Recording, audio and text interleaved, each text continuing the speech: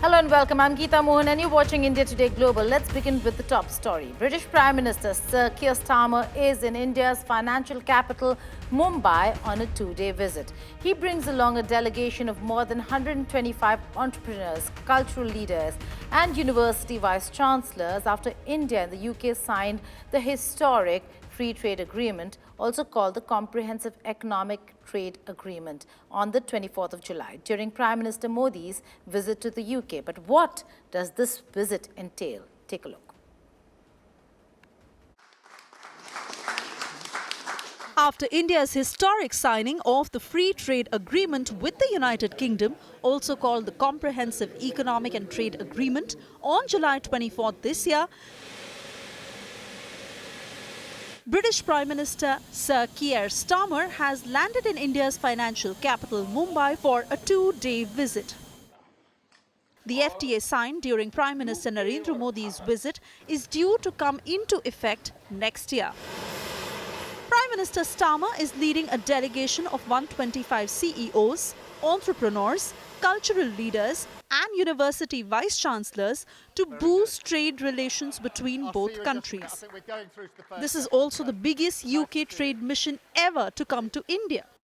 This is the biggest trade mission that the United Kingdom has ever sent to India. That FTA is really important for us. It's the biggest deal that we've struck since we left the EU, and I think it's the biggest deal that India has ever struck.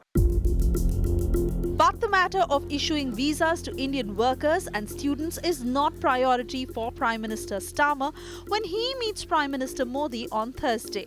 While speaking to reporters en route India, Starmer said there will be no relaxation to visa rules for India. Instead, the focus will be to take advantage of the free trade agreement that we've already struck. In wake of President Trump's changes in the H-1B visa policy, when Starmer was asked whether the UK was trying to attract tech professionals, he said the country wanted to attract top talent, but said there were no plans for new visas to India. As Starmer's Labour Party trails the populist Reform UK party in polls, the British Prime Minister is trying to take a restrictive stance on both immigration amid high public concern about the issue. The trade deal between India and UK will see UK cars and whiskey becoming cheaper to export to India and Indian textiles and jewellery cheaper to export to the UK. It also includes 3-year exemption on social security paid by Indian employees working in the UK on short-term visas. With Mahashweta Lala, Bureau Report, India Today. After Operation Sindoor, in which India launched precision strikes on Pakistan's terror hubs, Khwaja Asif, the defense minister, has warned the chances of war with India are real. While speaking in an interview with Sama TV, Pakistan's defense minister said in case of war with India, Pakistan could achieve even bigger success. He further added that Pakistan has more supporters and allies than it had 6 months ago. He claimed India has lost the support of countries which were with it before May, though he did not mention the name of any one country. The remark comes after Indian Army Chief General Upendra Dwivedi warned Pakistan to stop sponsoring terrorism if it wants to retain its place on the world map. I think we have more foreign help also. We have more allies on us, lined up on our side. ये सारी चीज़ें जो है ये value addition हुई है हमारे stand के अंदर. मुझे देखें एक बाज़ लोग ये बहस करते हैं, मैंने टीवी पे पिछले 2-4 दिनों में सुना है. अगर आप तारीख़ में जाएं तो हिंदुस्तान एक रियासत की हैसियत से एक फॉर वेरी ब्रीफ पीरियड एक इकाई रहा है, एक यूनिट रहा है. और वो औरंगज़ेब के यानी 18वीं सदी के बिल्कुल शुरू में पहली दहाई के अंदर बदख्शां से लेके बंगाल तक और नीचे राजकुमारी तक हिंदुस्तान कभी भी एक मुल्क नहीं रहा. मेरा ख्याल है कि अगर अल्लाह ना करे कोई इसकी ऐसी सिचुएशन राइज हो, चांसेस उसके हैं, उसको मैं बिल्कुल डिनाई नहीं करता. अगर राइज होगी तो अल्लाह हमें पहले से ज़्यादा बड़ी फतह देगा इंशाल्लाह. After all the bonhomie and a deal on rare earth minerals, the US is now looking to sell AMRAM missiles to Pakistan worth $2.51 billion. Why would US sell strategic arms to Pakistan, an all-weather friend of China? On Statecraft, we discuss, has US lost its strategic vision? Look at an excerpt right now.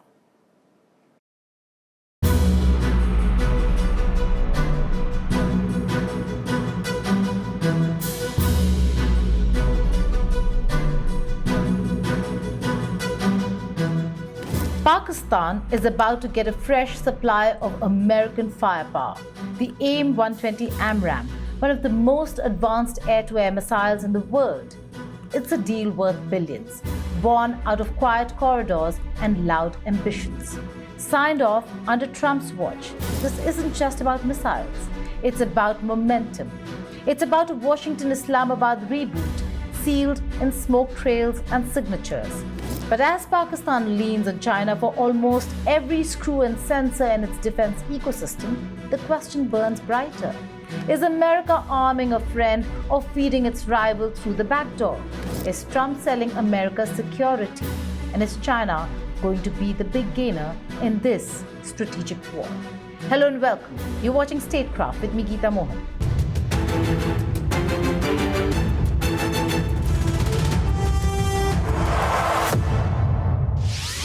For Pakistan, this deal is a dream dressed in stars and stripes, a validation after years of military isolation and diplomatic frost.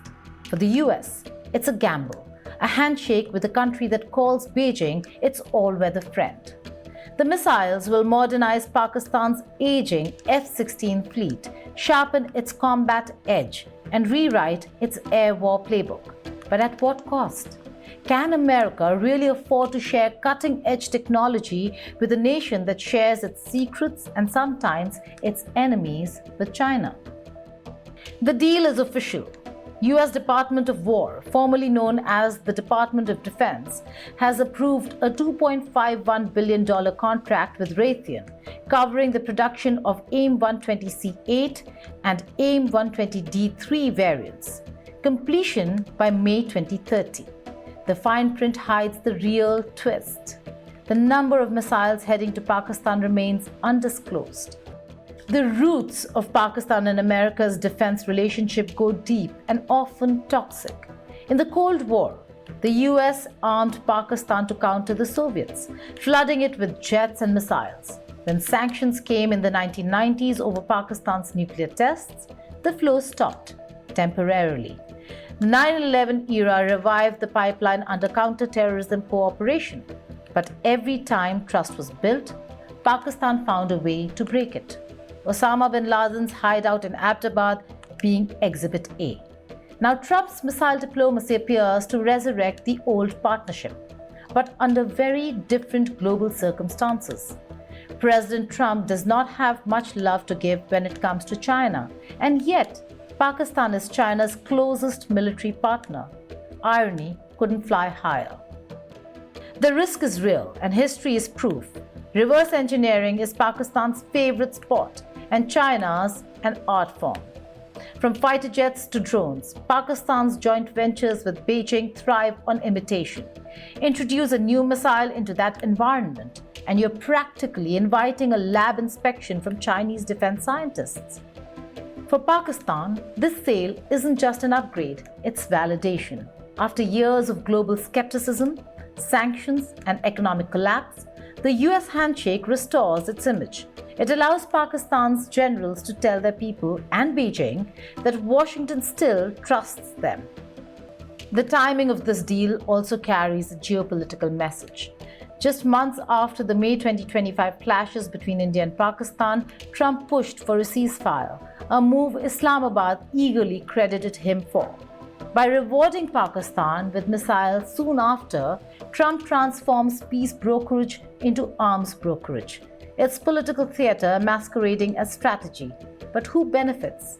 Trump gets headlines, Pakistan gets hardware, and China gets data.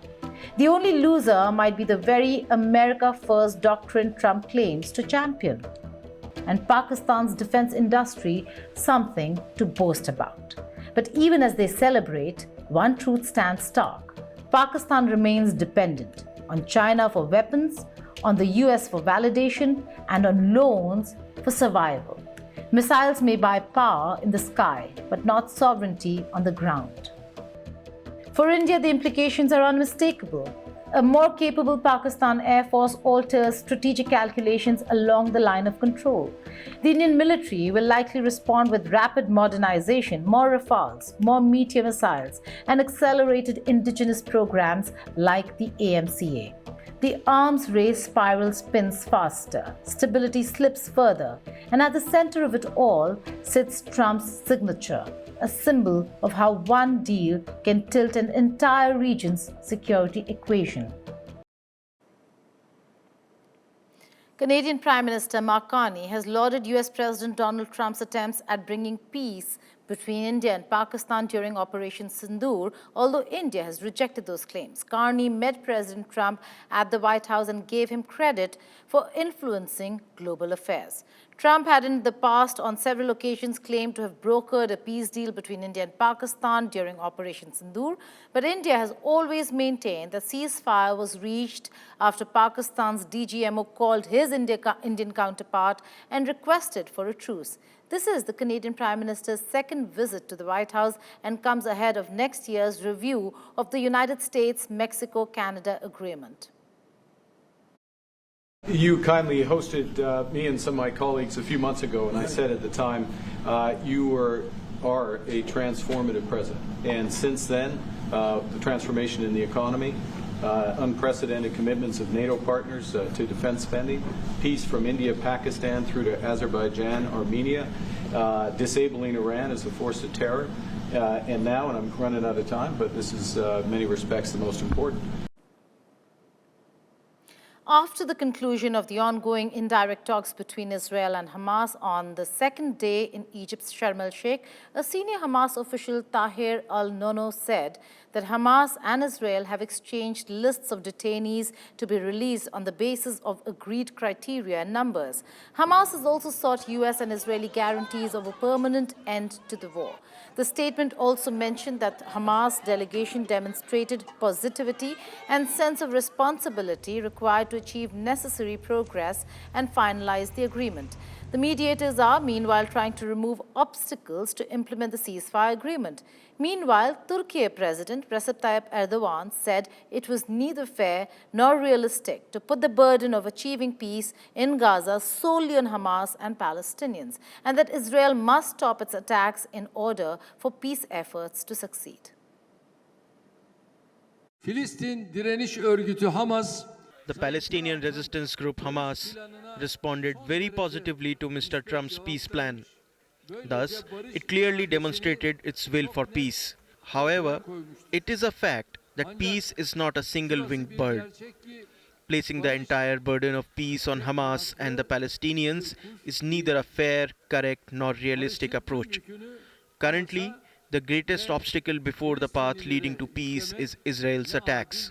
Despite Mr. Trump's clear calls, Israel continues its attacks, which undermine the positive atmosphere. If peace is truly desired, Israel's attacks must be stopped immediately.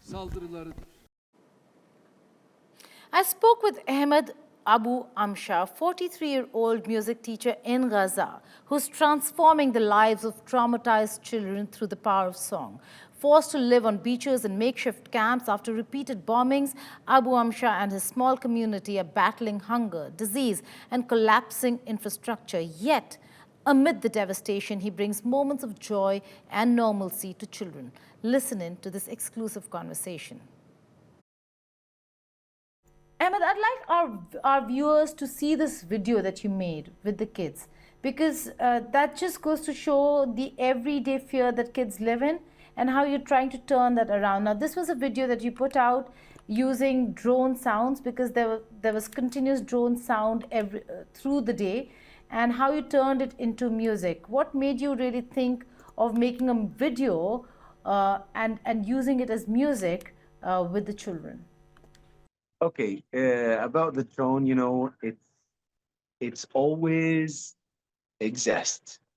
like 24 hours. The drones exist, but sometimes it's gonna be quiet and sometimes it's gonna be loud.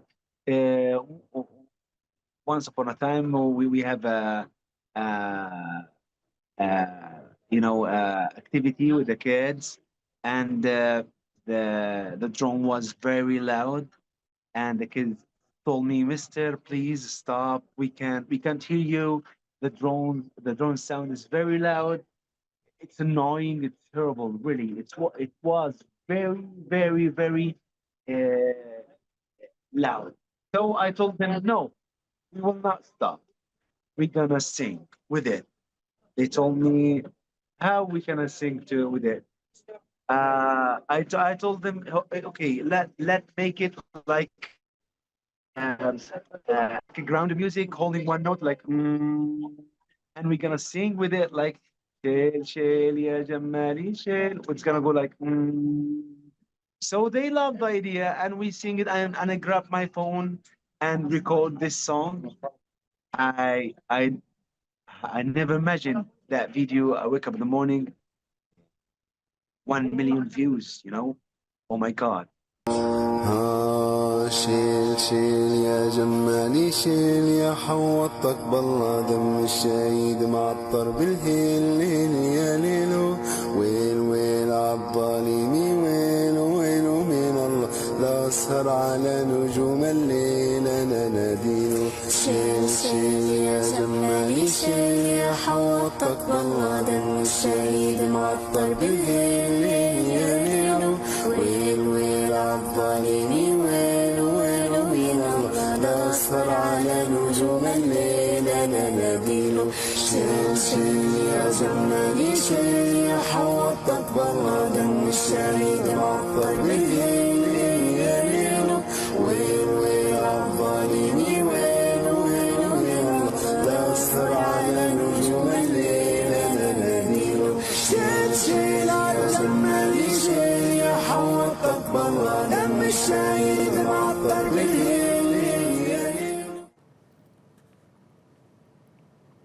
Elon Musk is taking on Wikipedia. The world's richest man is set to launch Grokipedia, an AI-powered truth hub that he claims will fix online bias. Supporters call it a revolution in knowledge. Critics call it Musk's latest power grab. Here's a report.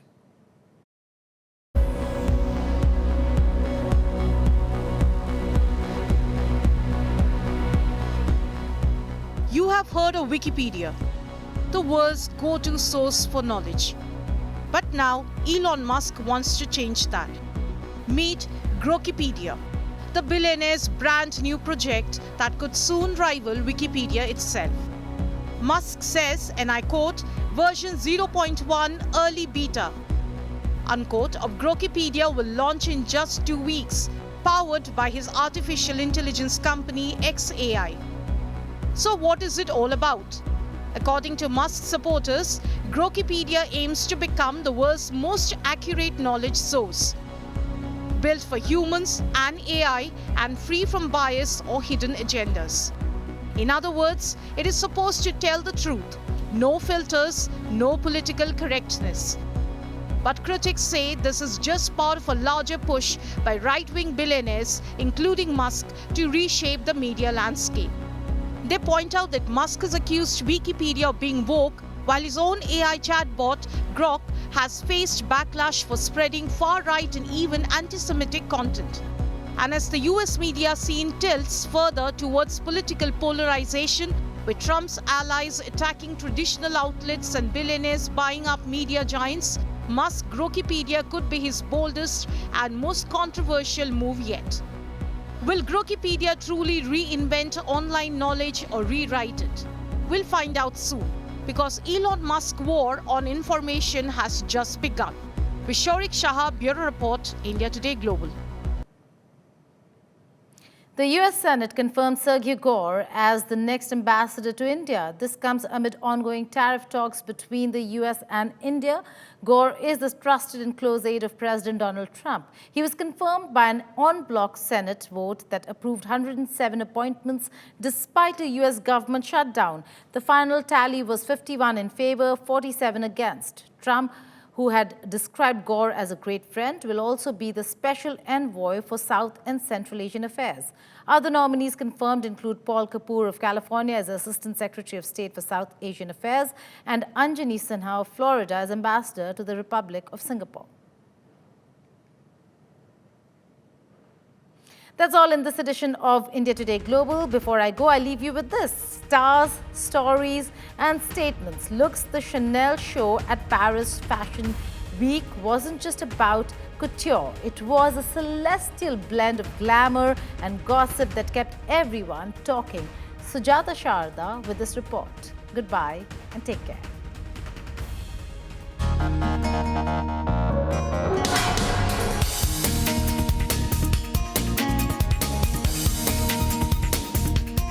The show started with models walking down a runway studded with giant planet-like sculptures, but that wasn't the only thing people were talking about during the Chanel show at Paris Fashion Week. Many familiar faces dazzled the event with their presence, starting with everyone's favorite, Margot Robbie, who posed effortlessly in front of the catwalk wearing a chic bomber jacket paired with black trousers, the perfect mix of power and poise. Harry Potter star Emma Watson was there too, and her appearance drew extra attention following her recent public spat with author J.K. Rowling. The actress also sparked buzz after being spotted wearing a sparkling ring on her ring finger, fueling rumors of a possible engagement. Emma was accompanied by Nicole Kidman, who made her first global appearance just a week after filing for divorce from musician Keith Urban. The Oscar-winning actress was joined by her daughters Faith, Sunday Rose and her niece Lucia, with Sunday Rose already making her own mark in fashion, having walked the Dior runway last week. As the night unfolded, it became clear that Chanel did not just showcase fashion, it celebrated stories and stars all under one dazzling Parisian sky. With Sujata Sharda, Bureau Report, India Today.